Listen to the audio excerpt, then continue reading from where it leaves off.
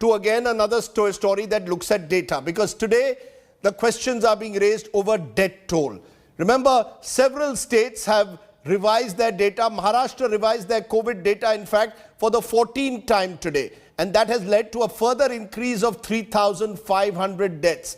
Now, a new study by Arvind Subramanian, Dr. Arvind Subramanian, former Chief Economic Advisor, Abhishek Anand, and Justin Sandfer in the United States suggests that the COVID death toll in India could be anything between 3 million and 5 million. Remember, the official data is that just about 4.1 lakh Indians have died.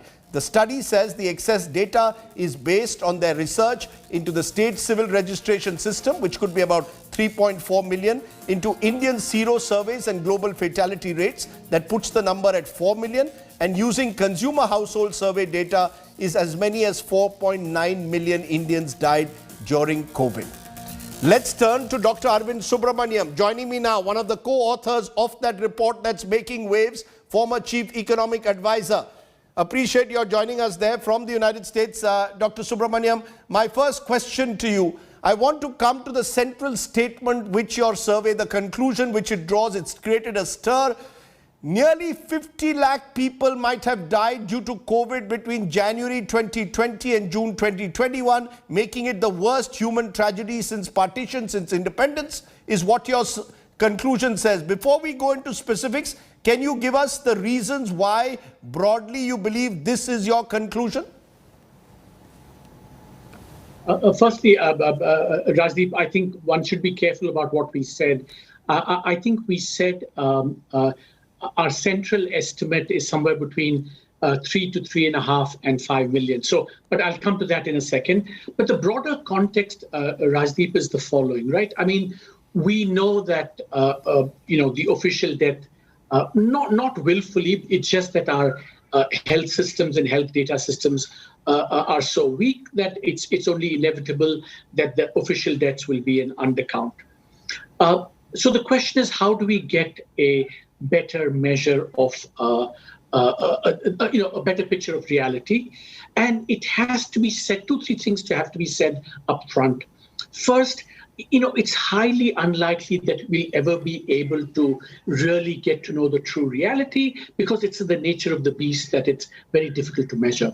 Second, I think it's thanks to the work of intrepid journalists in India, and we mentioned several of them, that it's finally become possible to arrive at these estimates.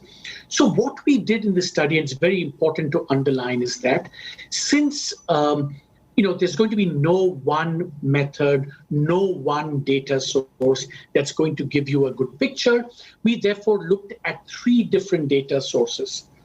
And our approach is, look, each has its shortcomings. So they have merits, they have shortcomings, but we're going to lay out all our assumptions, all the data sources, all our methodology as transparently as possible, and tell you what these numbers are. We're not wedded to anyone. So coming back to your opening statement, first very important point, therefore, is that there's a range of uncertainty about the estimates. One estimate says, lower number, one estimate says higher number, and also the estimates depend upon, what assumptions you make. For example, if you take the civil registration system, the CRS, that the states report, they undercount, and they undercount different magnitudes across time and differences across states. So what assumptions do you make about, how much undercounting or overcounting happened in the COVID period? So not to bore all of you with all the gory details, so it's riddled with uncertainty, and one has to be therefore appropriately cautious about that. Mm-hmm. But all that being said, I think our broad sense is that all 3 estimates say, it's likely to be somewhere between 3.5 and 5 million. So that's kind of the most appropriately cautious and scientific way of saying it. Mm-hmm. And second, what surprised me, I'll say this, is that the first wave maybe has been a little bit more lethal than we believed. And it's possible that that's what led to the complacency. Mm-hmm. And therefore, the last point I want to make, which is very important, is these data show not that India is very bad, but that India is just a normal, typical country, that given the infections we had, given our health systems, this is what you should expect to get. And the problem was that in the first wave, we somehow convinced ourselves that we were exceptional in the other direction. So what the study says is that, no, we're not exceptional in the other direction of having escaped it, nor are we the worst in the world by any sense. We're just a fairly typical country, because if you have infection rates of something like, you look at the latest number, 2/3 of the above 18 population, has COVID, your death numbers are going to be somewhere in the range we estimate. Let me therefore summarize what you've just said at the outset. You're saying that to give an exact number of how many people have died in COVID would be riddled with uncertainty, almost impossible in a sense to arrive at. And that explains the range from 3 million to 5 million that you've come out with. But what you're saying, it's very clear, India has substantially undercounted, given that the official toll is still only around 4.1 lakhs. Am I correct? For a variety of reasons. Right, absolutely, and it's undercounted by an order of magnitude. It's not it's a substantial undercount, and the range tells you how much that potential undercount could be. That's right. It's a huge undercount as per your study. Now, your study is placed, as you said, one parameter is the serological study, which shows, as per your survey, that around 4 million people have died. Household surveys that show 4.9 million. Official data from state level civic bodies, about 7 states at the moment, which puts deaths at 3.4 million. Is there any particular assumption that you believe is the critical one, that you believe would give us a clear idea of how many Indians have died? Or are you saying that you've got to look at all three? No, actually, that's very important to emphasize, Rajdeep, that, because you can't rely on any one measure, that's why we rely on all three. So, for example, in the first case, we use the CRS from the states, right?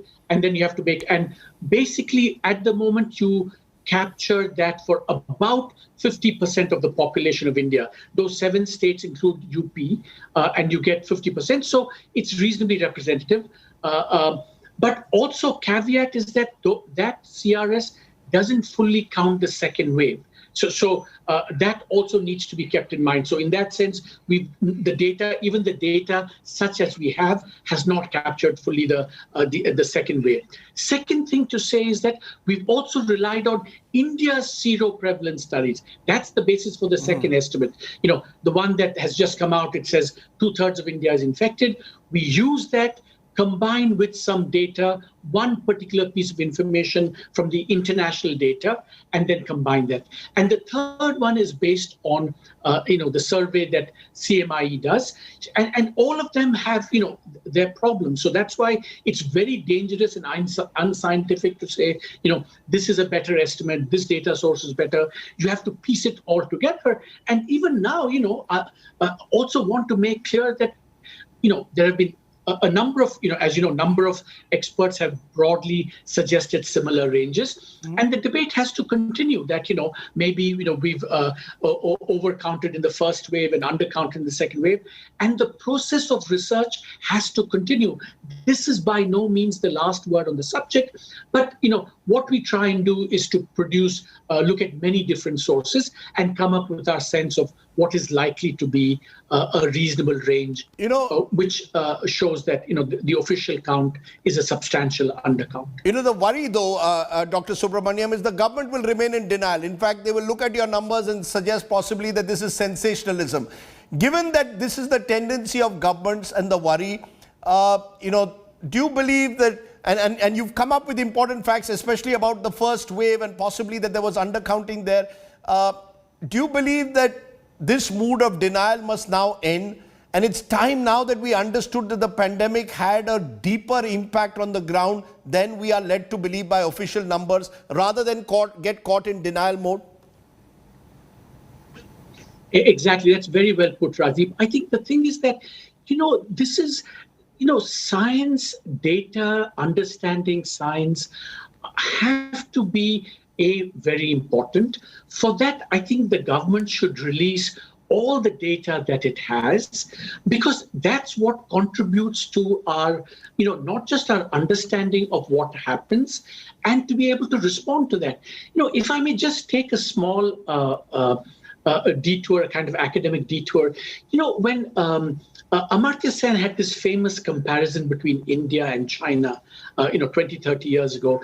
He said, while China had done better in, overcoming malnutrition, poverty, etc., India had done a much better job of avoiding extreme crises like famines and extreme crises and events like that. And he said part of the reason was that in China, a closed system, information doesn't flow, therefore your ability to respond is impaired. Open societies like India, decentralized, information flows, people see it, as a nation, as a society, we collectively respond to it. That feature of, this vibrant democracy, I think this pandemic shows that, we have maybe fallen short on that score. Right. And that's the sense in which I think what you said is right. All the data should be made public. Everyone should contribute to this process, all the experts, because finally it helps us as a nation, as a society, as a country, respond much better and avoid, kind of the horrific deaths situation and death toll that we've had in the country. But I think it's also fair to say, Rajdeep, and this is not, I'm not doing this, is that, to be fair, the pandemic has, almost no government has come off well in the pandemic around the world. No government, everyone has made mistakes, but that's not a reason for us not to learn from the lessons of history, from our own society. And, science, research, free data flow, allowing information to be accessed by everyone and the kind of research to be done so that we can respond better is, I think, very, very important. What is interesting to me about your report, that even if I look at the lower extreme of about, say, 30 lakh deaths, it's 7x of what the government is saying. The higher extreme, almost 50 lakhs deaths, is about 12x.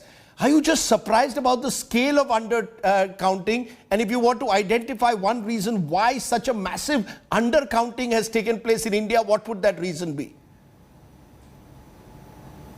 I think the main reason, I guess, would be that our information systems are not as strong as they should be. That, we have this thing called the SRS, which does these annual surveys, investing more in that so that, we can do this, in real time quickly.